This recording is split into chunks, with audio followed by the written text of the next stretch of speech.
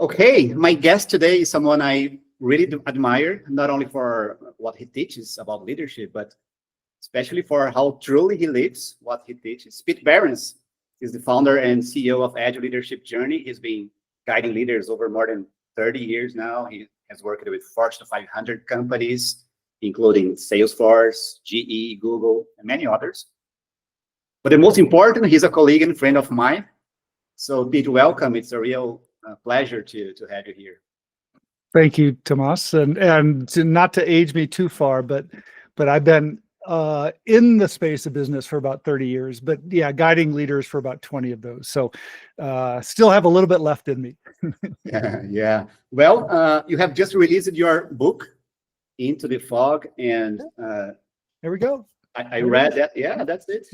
I read that a couple of days ago, and to be honest, I think this is one of the most human leadership book I've read in years. And what I really like about your book is, I mean, you don't just write about, you don't bring formulas or frameworks. What you do instead is offering powerful stories, right? Reflections and honest lessons, which are based on the reality that leaders face. So I'd like to start asking you, what does the title, what does the fog represent, and how did this metaphor come to you? Yeah, it's a metaphor I've been using for a long time. As a background in engineering, we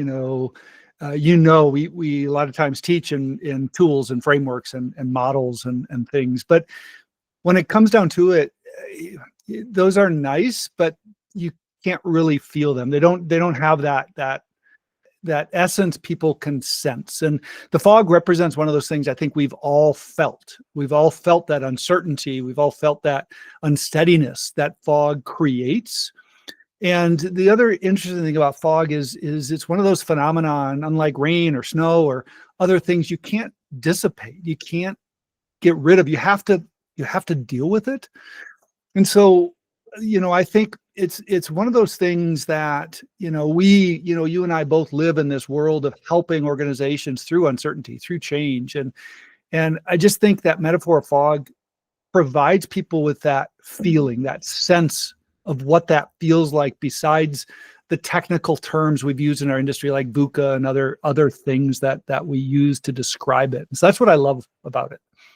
Yeah, that really resonated on me. And to be honest, each story that I read, it was like a retrospective of my life. I went back to my early days of leadership and still today, and there were some similar challenges I faced, and I said, hey, I think I should have done that, perhaps. and that was a very interesting lesson. So you also write a lot about the importance of recognizing and adapting to the challenge, to the fog. So there's a line here I'd like to read. I just love that. You say, at first, you will probably recognize the fog as something external, but there is another layer that emerges from within the inner fog. Your inner fog can obscure your perspective, cloud your judgment, and affect your actions. So when I read that, immediately I remember examples of fog that I had to face, things like, and you tell me if those are related to the fog. Sure.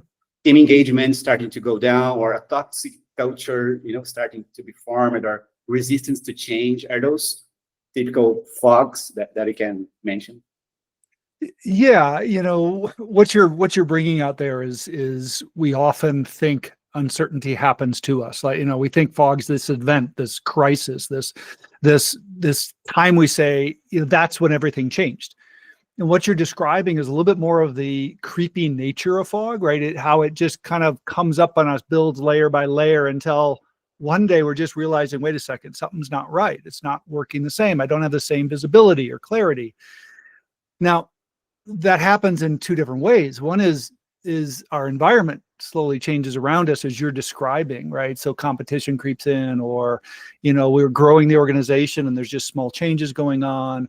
It might even be happening at home. You might have a relationship or children or family, things that are happening, and and the fog creeps in, in those types of situations.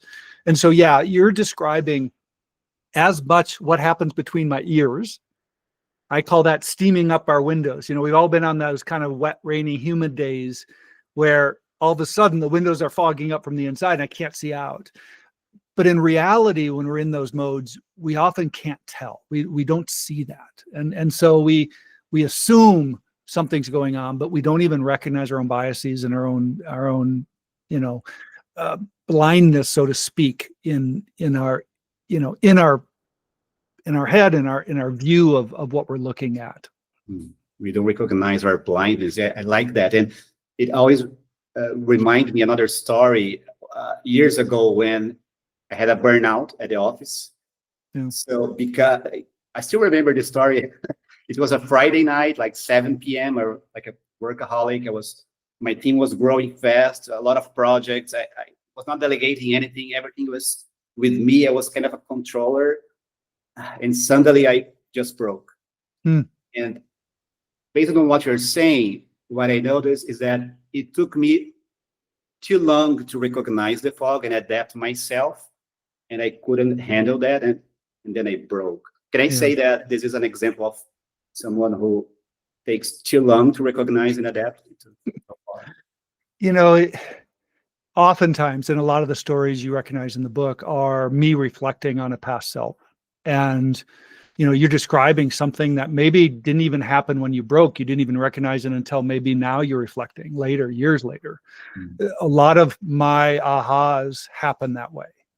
And I think that's just, sometimes we have to separate ourselves from these events, from these situations. And, maybe you're now at a different maturity level and different awareness level, and you're outside the stress of that situation. So yeah, it's a perfect example of how it's so hard in the moment. And even when things break, how much were you aware of what was broken at that point? So, I often say the best way to learn is looking at your past self, but it doesn't have to be a decade ago. It could be last week. It could be, the last hour, the meeting we just had. Oh, wait a second.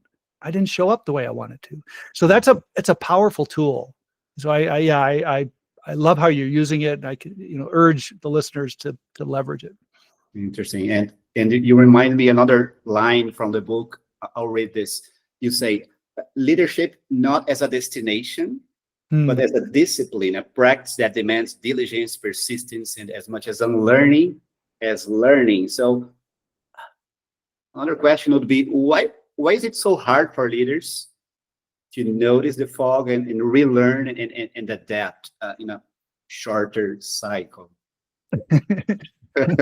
Yeah. Ego, self-awareness, right? Those are tricky things, our cognitive bias. Oftentimes we have mechanisms in our brain that prevent us from hurt, from shame, from, admitting mistakes, vulnerability. And so, as you're describing, why is this so hard to recognize, is that the environment we're in has so many moving parts and so many different pieces, and both the parts inside your head that are moving as well as the environment around you. The data doesn't correlate. There's a lot of noise, and there's very little correlation of the data that says, oh, that's what it is. And that's what makes it so elusive and so challenging is you often can't do this alone. You can't navigate this alone. You're not going to self-discover a lot of the things that are coming up for you by yourself. This is one of the things we talk about in the book quite a bit is, unless you're having others put the mirror up for you to help you see and provide you some of this feedback, you often are just going to, what we call crash without even knowing it, right? You're going to create incidents and accidents without even realizing you created them. Interesting. So yeah, this looks like, based on what you're saying, is, it's not about ignoring or deleting the mistakes from the past, but increase, let's say, how often we quickly reflect. Makes sense? Yes. Yeah. That feedback loop is a powerful loop. And we talk about in the book, how do we not avoid mistakes? We're not, right? In the fog, We don't know. There's no concept of right. There's no concept of wrong. There's only try and learn. So what is a mistake in that environment? If I'm trying something that doesn't work out, is that wrong? Is it bad? I didn't do enough analysis. And I think that's a perfection mindset that doesn't operate well in this uncertainty. It's a mindset that's either going to freeze us so we don't make any progress, or we're just going to keep beating ourselves up because there isn't necessarily a right. There's pros and cons. And so a better mindset in that operation is, I'm going to make mistakes. It's granted. How do I avoid the huge mistakes? And so recognizing these smaller ones and pivoting, right, getting data and making more steps, like that next step will reveal the next step. That's the kind of thinking you got to recognize versus, oh, that was failure. That was a mistake. Those are dangerous words operating in this environment. Cool. And what I like about the book Stories is that during my reading, they helped me to investigate and look for my inner fog, and I also remember another story I had years ago. I was working on the office. I was like a software manager, IT manager, and suddenly one of my tech leads came to my desk and said, "Hey, Thomaz, don't you like my work?" And they say, "Hey, what's going on?" And that was a big surprise, because I thought I was being transparent, like supportive, but that moment looks like that moment showed my inner struggle, and because I thought they were trusting me, but I was wrong, and because that time I noticed he didn't trust me. So it's interesting how I did some callbacks and learned it with my own past stories based on yours. Well, and to celebrate that moment, we often beat ourselves up, or we question, like, why don't you know that? Like we might berate them, but to say, wait a second, they had the courage to ask me, right? Yeah. They had the courage to confront you and say, hey, Thomaz, like, this isn't, like, you're not giving me enough credit here. That took courage. That's leadership even, right? That they are bringing this to you. And oftentimes I think we fail as leaders to reward that, to recognize that, to celebrate those moments, because that was a gift for you to see things differently, to clear up some of your windows that are fogged up. Yes, perfect. I love this idea of using those moments as a gift, as a messenger for you to do something. But in order to do something, I have to receive the message, right? I have to, okay, got this message. And how sad it is, how many times people won't say that and just move on, disengage, move to another company, whatever. And they lose, you lose, right? The whole system loses because they never felt safe to say it. Awesome. And that connects to me with, you said courage, that connects a lot with vulnerability, right? So in many stories, I remember the leader of that story demonstrated courage and vulnerability. and you also mentioned that trust doesn't come with time, but with vulnerability, right? So how would you correlate, what's the relationship actually between courage and vulnerability? Yeah, I think, Brené Brown does that probably better than all of us, right? It takes courage to be vulnerable. But that said, I think about that feeling of a leader, right? I've been put in charge of something. I'm responsible for something, for people. People depend on me.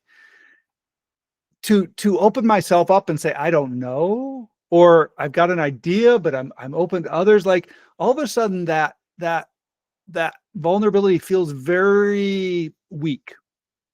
Like, wait a second, you're the leader. What are we doing? And so both our ego, right, that ego that protects us, we talked about, as well as just my feeling of responsibility for these people, often puts us into these modes of either wanting to show up for them. I mean, I had a story in the book about leading a young group of teens along a mountain ridge. and how I just wanted to please, like versus really thinking about what's right here. But that shows up also in our work. Like we want to please our boss, we want to please our team, like we want to show up. And so I think there's a lot of those protections that wrap us, but then also prevent us from being more human in those moments. And that's the challenge. I think it creates an isolation, and it creates this position for us that actually ends up hurting our leadership. But that's the tension. That's the hard part of this leadership. The human leadership is it takes you to go in that place in order for those people to start to really join you in the effort to make it there. And that's the challenge. Yeah. And that's why leadership may be a very rewarding adventure, right? As you also mentioned. Yes, rewarding and incestuously challenging. Yes. So Pete, when you look from a historical perspective, we had the lean movement, we had the internet, we had the agile wave, and now we're facing another big wave, Gen AI wave, right? We all feel the pressure, and so how do you see this new AI wave changing the way leaders lead?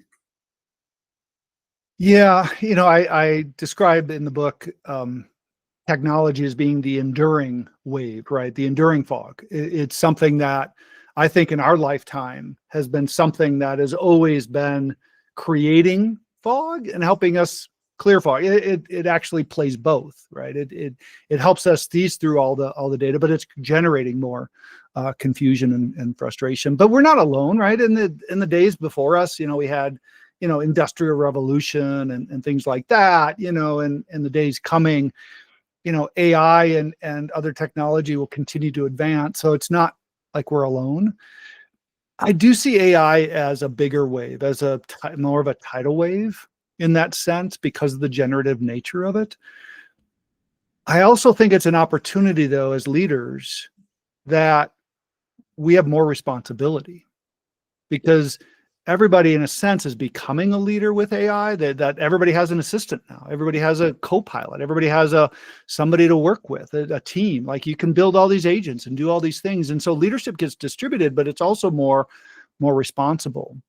And so I talk about the humanness of leadership. Like I think it pushes us as leaders to double down on the humanness, because we're losing so much of that in our work worlds. We're so virtual. We're so, on calls like this and digital, and we're losing some of the humanity in our organizations and in our teams. And I think leaders have a responsibility to keep that as much as possible.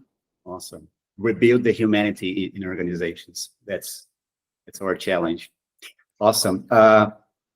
Pete, thank you very much for this conversation. Not only for this conversation, but for the way you lead, for the way for the examples you set. You always remind me that leadership is something we grow one step at a time, one honest step at a time, even when the path is not so clear. So thanks a lot for this. Well, you're welcome. And maybe just as a final note, I don't want people to feel hopeless here. In fact, I wrote the book as an inspiration, as a path forward. Yes, it's real. Yes, it's challenging, but that doesn't mean it's hopeless. And so I believe the fog is the place leadership shows up. It's the place that reveals leadership. And I believe that everybody has a choice, and that's where the courage comes in. That's where you have an opportunity to step in if you so choose to take it. So I encourage people who might be feeling a bit down, don't look at this as a depressing novel. Look at it as a way to maybe inspire your journey ahead. Love that. So if you're watching to this, buy your copy, Into the Fog by Pete Behrens. And I just put our Agile Journey sticker here. Yeah, the sticker is not by nature in the book, but thank you for putting it on there. Bye-bye, Pete. Thanks. Thank you.